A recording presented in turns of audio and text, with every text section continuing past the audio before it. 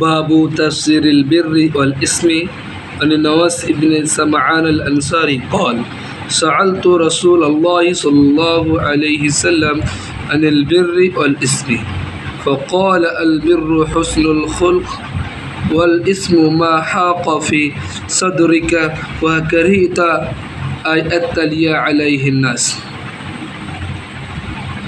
এই হাদিসটি মুসলিম শরীফে বর্ণিত হয়েছে। অধ্যায়ের নাম বাবু তাফসিরুল বির ওয়াল ইসম, নেকি এবং পাপের তাফসির সম্পর্কে।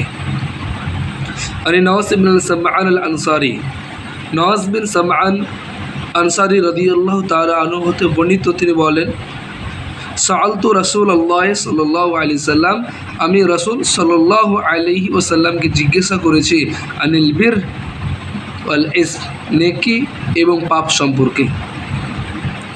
আল ফাকালা, অতঃপর আল্লাহ রাসূল সাল্লাল্লাহু আলাইহি সাল্লাম বললেন আল বিররু, নেকি কি জিনিস? নেকি হলো হুসনুল খুলক, নেকি হলো উত্তম ব্যবহার, উত্তম আচরণ। ওয়াল ইসমু মা হাকা ফি সাদরিকা ওয়া কারিহতা আই আতালিয়া আলাইহিন নাস, পাপ কি, গুনাহ কি? সেটা হলো মা হাকা ফি সাদরিকা, যেটা মানুষের অন্তরে নাড়া দেয়, মানুষের অন্তরে খারাপ অনুভব করে। অকারিতা, এবং সেটা তুমি অপছন্দ করো, যে আই আত্তারিয়া আলাইহিন নাস, যে মানুষ সেই বিষয়টাকে জেনে নিক, সেই বিষয়টা মানুষের কাছে প্রকাশ হোক, এটা আপনি অপছন্দ করেন, সেটাই হচ্ছে পাপ, সেটাই হচ্ছে গুনাহ। আসসালামু আলাইকুম ওয়া রাহমাতুল্লাহ।